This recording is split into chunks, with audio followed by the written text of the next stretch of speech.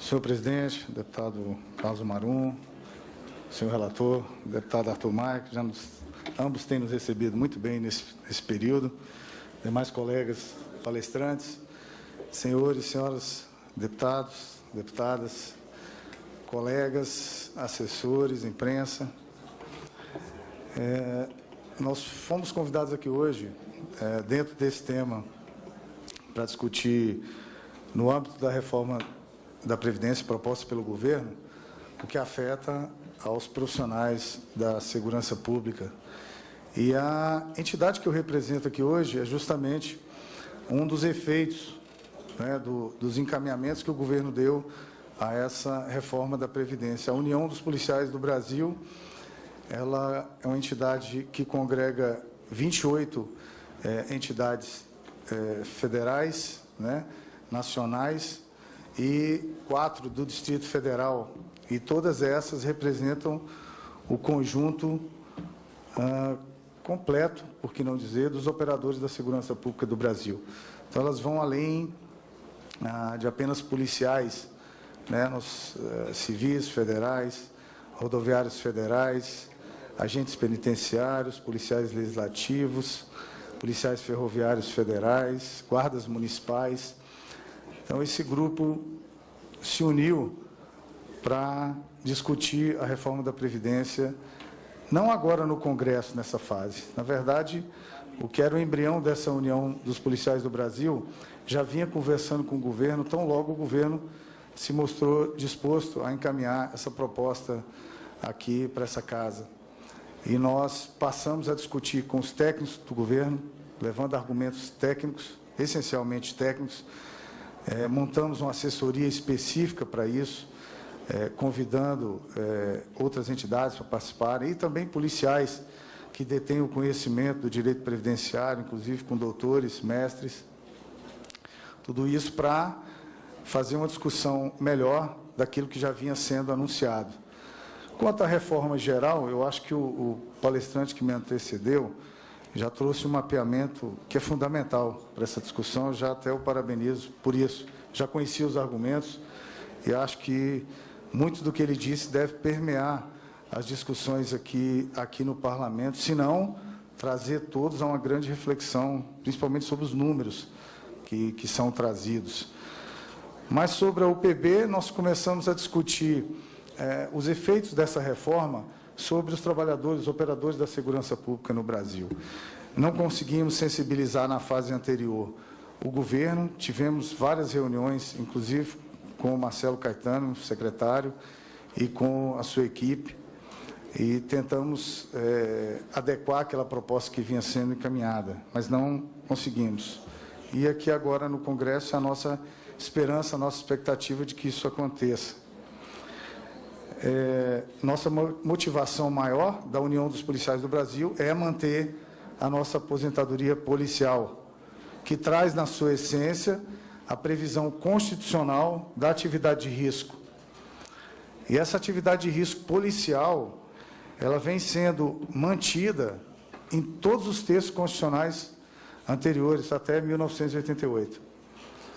E um dos primeiros questionamentos que nós fazemos, e aí não é de ordem técnica, é de ordem social, como função social desses trabalhadores, é o que mudou na segurança pública para que os seus trabalhadores passassem a ter um direito à aposentadoria esvaziado, diminuído, justamente na sua essência, que é a atividade de risco. E algumas questões nos levam a fomentar ainda mais esse tipo de debate específico em relação aos trabalhadores da segurança pública. Isso porque foram excluídos da reforma, num primeiro momento, os militares.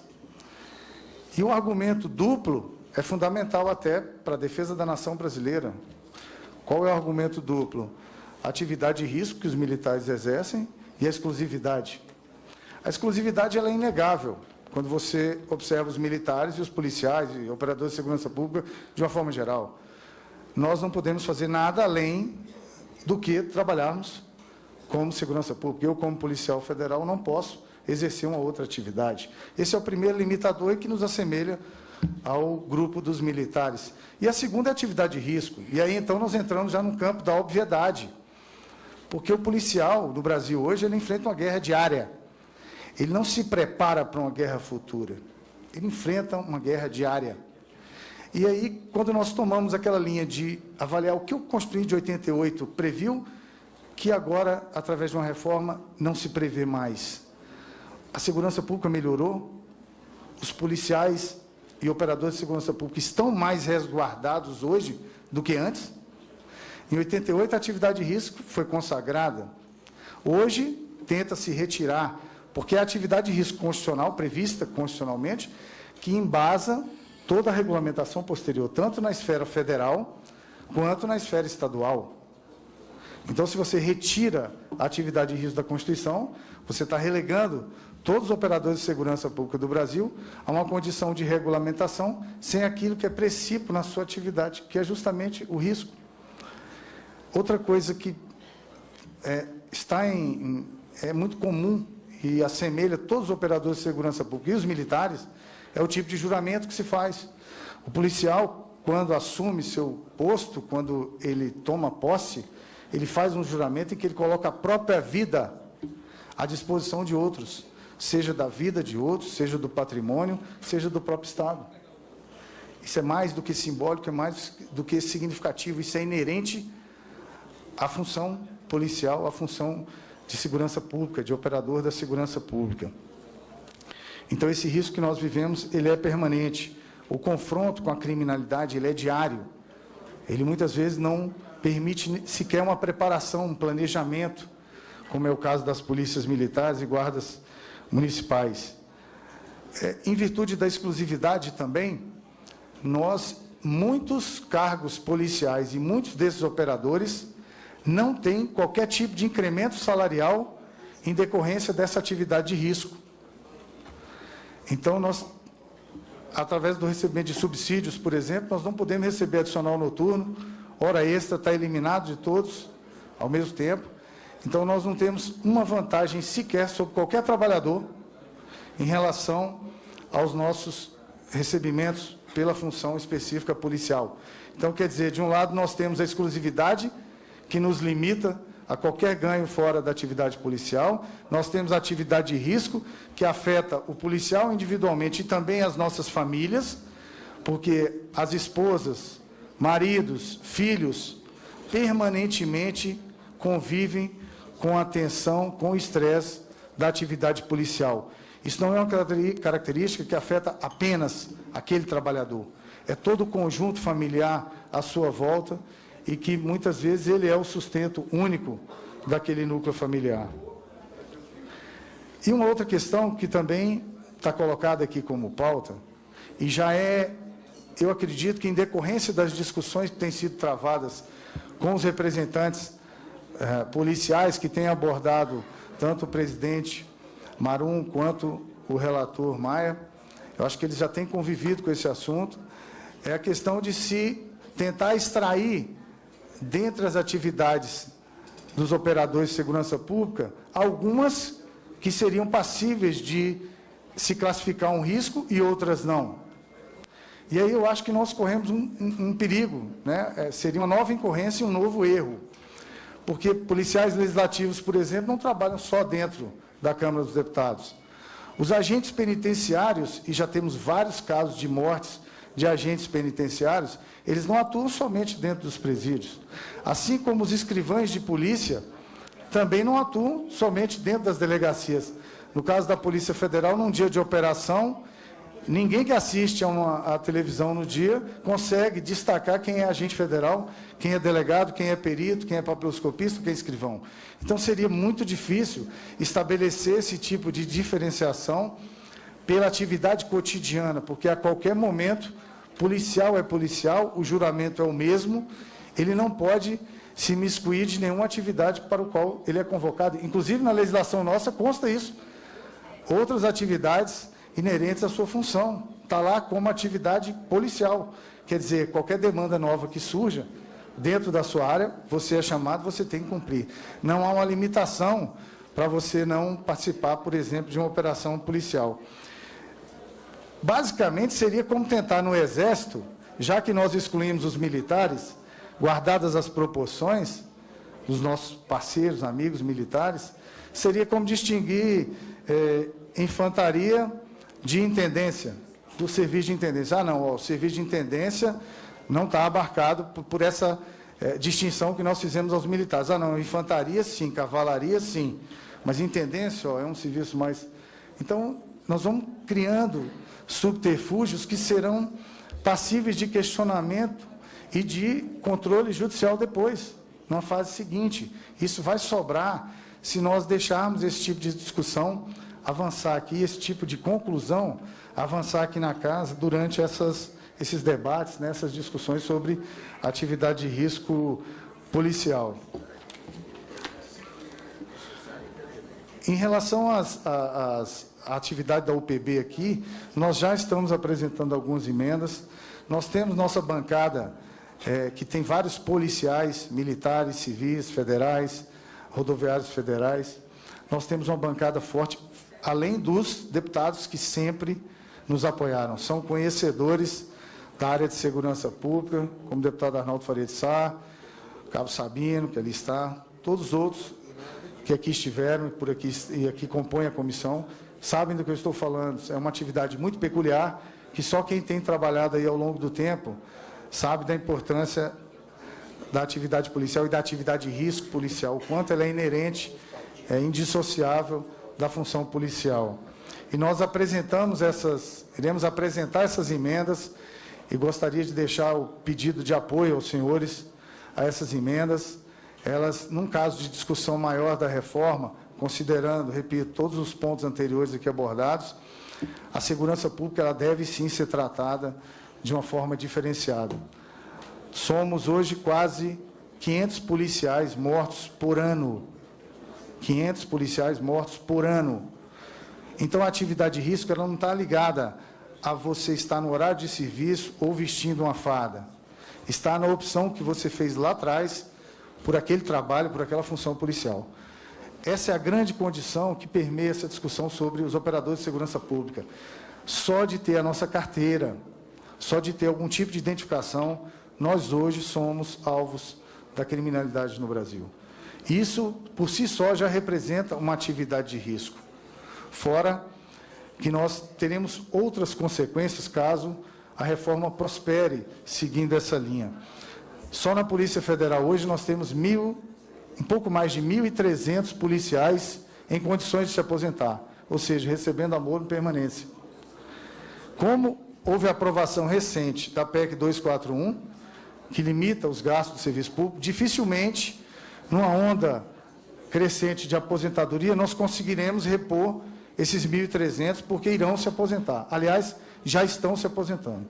Desses 1.300 e pouco, cerca de 140 pedidos de aposentadoria já foram protocolados na Polícia Federal, em virtude do anúncio e da tramitação dessa proposta de reforma da Previdência. 1.300. Se saírem de uma vez com a limitação dos gastos, dificilmente a Polícia Federal, o governo, conseguirá repor essas peças.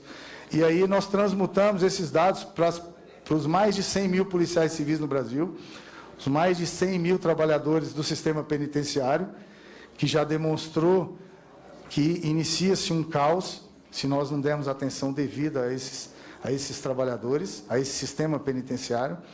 Então, as consequências, em um ano para o Brasil, serão simplesmente absurdas. O caos que hoje já é revelado em números, tanto de mortes, quase 60 mil por ano, do cidadão comum, quanto dessas 500 para esses trabalhadores do Estado, pela segurança pública, do Estado policial, do Estado polícia.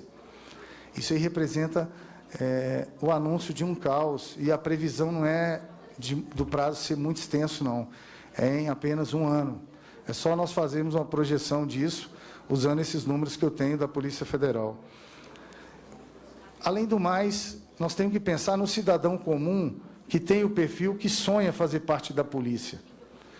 Ao saber dessa reforma e de todas essas características que eu já disse, exclusividade, o salário seco, sem possibilidade de adicionais, nós vamos estar isolando, abandonando os brasileiros que querem, que sonham em fazer parte de uma corporação policial. Nós estamos abandonando, porque a aposentadoria policial, é um dos poucos, se não o único, atrativo hoje na carreira policial. E se nós retirarmos isso, nós vamos estar impossibilitando, bloqueando o sonho de muitos brasileiros de fazerem parte, porque a maioria desses entra pelo sonho, pela vontade de defender o outro, pela vontade de realizar justiça através da polícia ou desses órgãos, e nós vamos estar bloqueando o sonho dele ao dizer para ele: você não é diferente de nenhum outro trabalhador, não que seja melhor ou pior, mas você coloca a sua vida em risco, sim. Em troca, nós não vamos te dar nada por isso, nem um salário melhor, nem adicionais, e ainda fazemos o pior: a sua viúva ficará desguarnecida.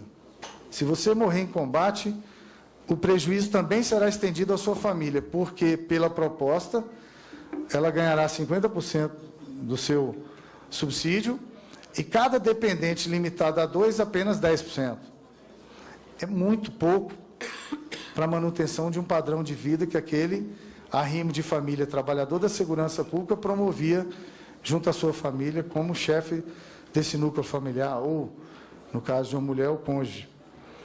Então, é um conjunto de reflexões que nós temos que trazer e chamar os deputados dessa comissão para essa realidade, principalmente o nosso relator, que já tem muito gentilmente nos ouvido.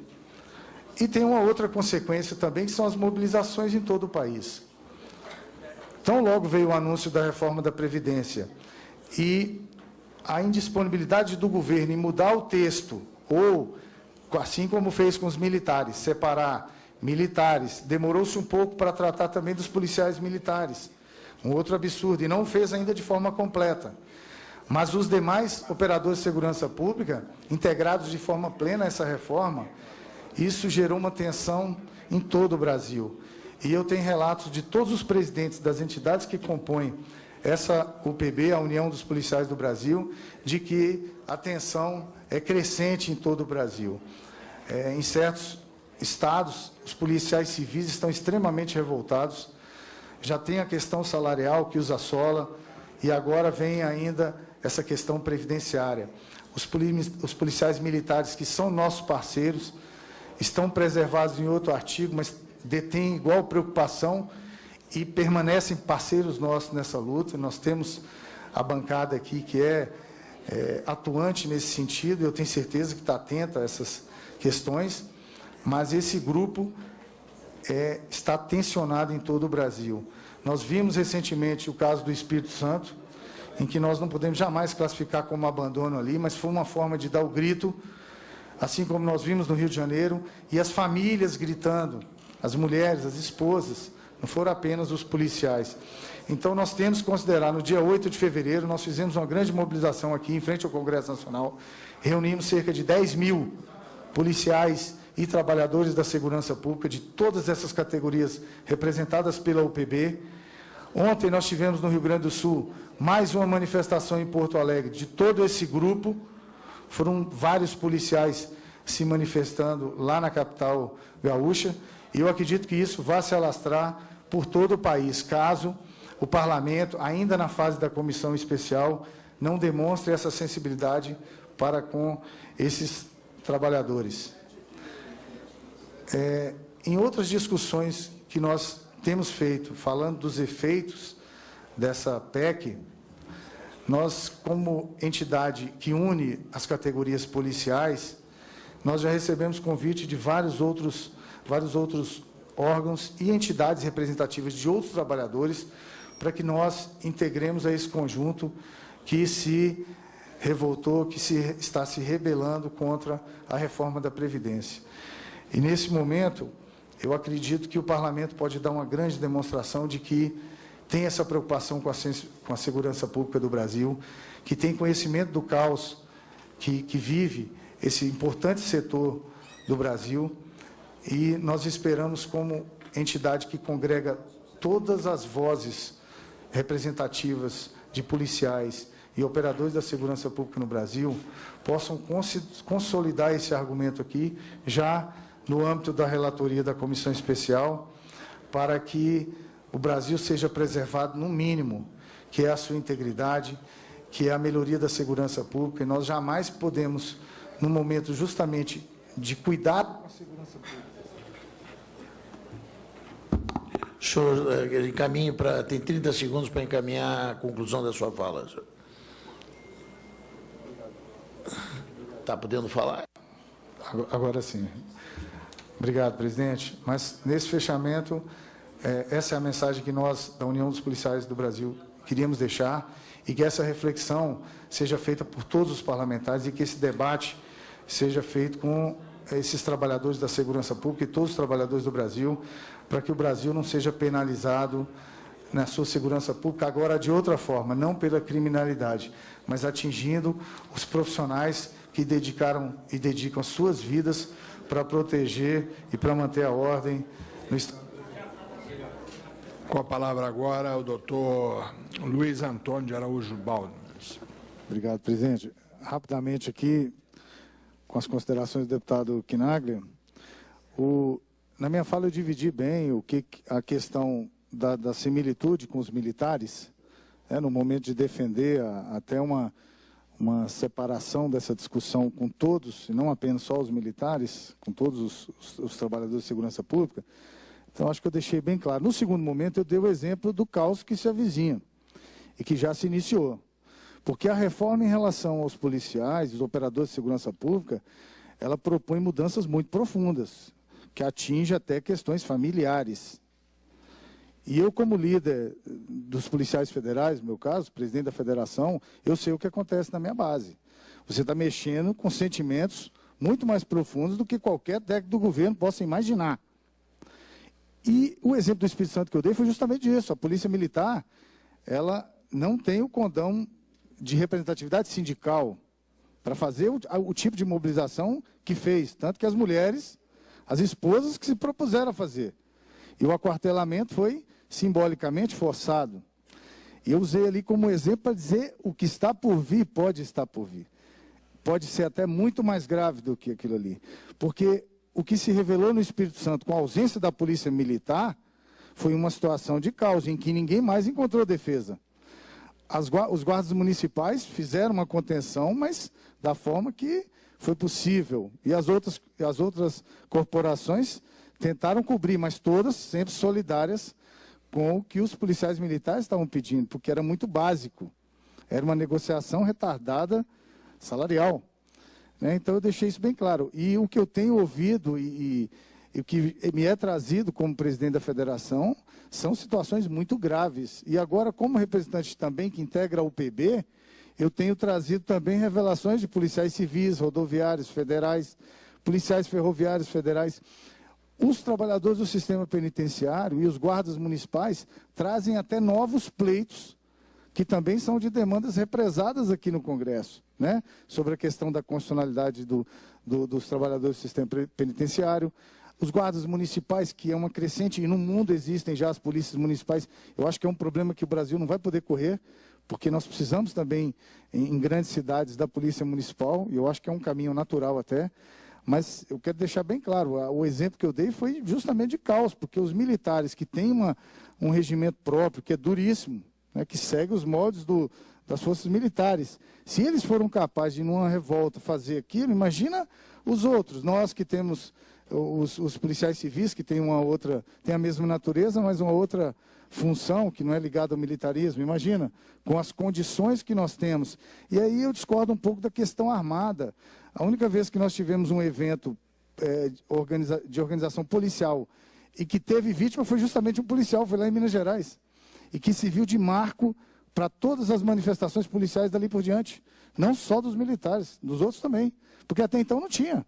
O policial civil não se organizava daquela forma, nem federal, nem rodoviário federal, mas a partir dali, daquela demonstração em que o nosso foi vítima, ele não foi autor de disparo, foi vítima, e era um manifestante. Então aquilo ali serviu para a gente ter isso bem balizado. Sobre a reforma geral, eu não posso deixar de dizer, porque o início da minha fala foi todo de convergência com o presidente do Sinat, que me antecedeu e trouxe números. Eu repito, já conheço o trabalho deles, os argumentos deles, da Anfip, eu conheço todos os argumentos, e já somei ao deles o argumento da Polícia Federal, porque nós temos uma projeção lá que nós vamos trazer ao Congresso ainda, de que 1/3 desse sifão, ele sai por fraudes combatidas pelo trabalho de policiais federais, fraudes previdenciárias.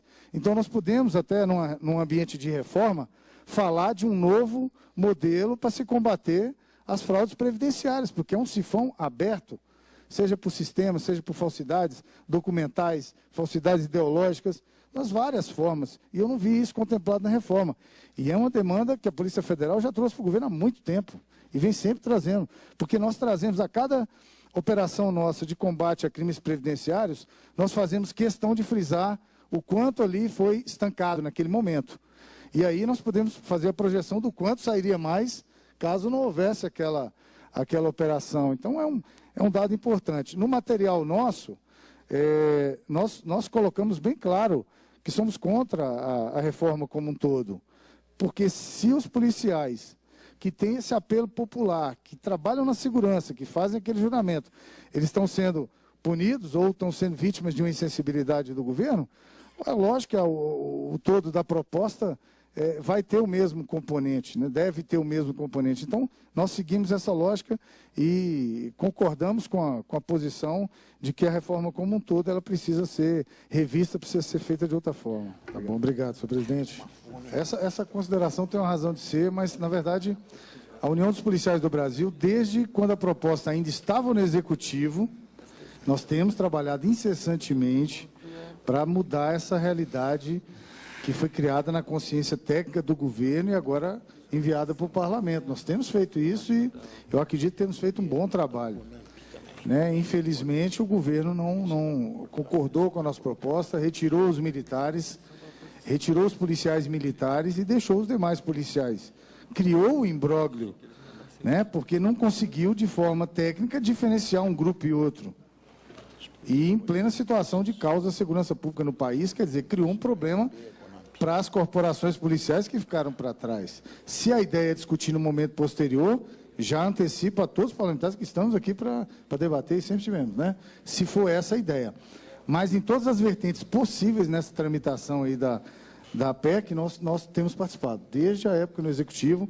E aqui agora, como o relator fechou as portas para, já no seu relatório, aderir de próprio punho, com apoio do governo, ao que nós propusemos diretamente a ele, nós partimos para a terceira via, que é a proposição de emendas, né, com a coleta de assinaturas, e assim estamos fazendo. E vamos pedir apoio do presidente, dos governistas, de todos. Né? É a saída que nós arranjamos. Já deixei claro a proposta. Nós, policiais de todo o Brasil, operadores de segurança pública, somos totalmente contrários à retirada da previsão de atividade de risco do texto constitucional. A fixação da idade mínima, por óbvio, por consequência, já cai para esse grupo de trabalhadores. Porque você teria que computar de forma individualizada, por categoria e por atividade, cada um que inicia na profissão aos 18, 19, 20 ou 25, aqueles que exigem nível superior, por exemplo. Uma conta muito complicada. Se os senhores são contra o estabelecimento de qualquer idade mínima para aposentadoria policial. São contrários dessa? E a terceira questão é a pensão das viúvas dos policiais. Porque elas dividem conosco toda a angústia, todo o sofrimento, o estresse da nossa profissão. Então, você fixar agora 50%, mais 10% para cada dependente limitado a 2%, aderindo à nova regra proposta pela PEC 287, seria um complicador tremendo para a manutenção, pelo menos, não do status social, mas da condição de vida que, em vida, aquele policial propiciou à família. Então, são esses eixos os mais importantes que nós já trouxemos e estão constando das propostas que nós fizemos. Mas, presidente, gostaria de agradecer a deferência que foi dada a esse grupo de policiais. É uma entidade nova, ela se uniu por causa da reforma da Previdência, o motivo não foi outro, e foi um ponto de partida que já está irradiando para os estados. Nós temos Goiás com atuação forte, do nosso deputado delegado Valdir, temos o Rio Grande do Sul, do meu amigo Sanderson e do próprio deputado Peronde, nosso amigo Pompeu, que sabe tudo aqui de segurança pública. E nós vamos fazer isso, e vai ser um crescente. Só que, à medida que o governo fecha portas, é óbvio que esse grupo que já está tensionado pode acirrar. E eu trago essa mensagem a vocês não como ameaça, de forma alguma, mas uma constatação real. O que aconteceu no Espírito Santo, no Rio de Janeiro, pode acontecer no resto do Brasil. E não vai ter o controle que se imagina ter por lideranças. Ninguém vai armado, óbvio, vai ameaçar ninguém. Mas as famílias dos policiais vão participar de forma muito intensa, além dos próprios policiais e das entidades que os representam, e a nossa federação e a União dos Policiais do Brasil fazem parte desse processo, vão integrar com certeza. Mas hoje aqui, já foi muito útil para nós também, acredito que para todos que dividiram a mesa comigo, nós já percebemos qual é a linha que o governo tenta tocar através do parlamento, já vimos o que a oposição traz, que é rico, é forte, e tem muito resgate histórico, nas palavras do deputado Ivan, palavras do deputado Arnaldo, deputado Pompeu. Isso é muito forte, jamais pode ser desprezado pelos outros colegas aqui da casa. E os governistas vão ter que refazer essa discussão de uma outra forma, se quiserem fazer a reforma da Previdência, que eu acho que nenhum brasileiro seria capaz de, no geral, lato sensu, dizer sou contra qualquer reforma da Previdência. Eu duvido que alguém diria isso. Nós temos que fazer várias reformas, da Previdência pode ser uma delas. A sequência, é óbvio que o governo instiga a discussão no Congresso, mas jamais pode vir com um trator passando por cima uma patrola de direitos, de garantias e de formatações de vida que nós fizemos lá atrás quando escolhemos a carreira. Ela não vem de agora. Então, o que eu peço é isso aos governistas, já conversei com vários aqui, já sabemos quem nós temos que convencer, né, e pedir encarecidamente para que reformate isso, os argumentos para retirar os policiais, ou para manter os policiais da reforma, por favor, estão frágeis, no meu ponto de vista, e nós merecemos uma percepção melhor do nosso parlamento, que, graças a Deus, aqui da oposição nós ouvimos a contento. Esperamos que os governistas nos ouçam mais e perguntem aos policiais como vocês podem contribuir com essa reforma. Estamos dispostos a ouvir vocês, e não simplesmente fazer uma proposta eminentemente técnica, com todo respeito aos técnicos, mas só quem está lá em campo, só quem sofre com a lida diária do trabalho policial, é que sabe que pode contrapor o que está sendo dito aqui pelos propositores dessa PEC. Muito obrigado, deputado. Muito obrigado aos componentes da Comissão Especial.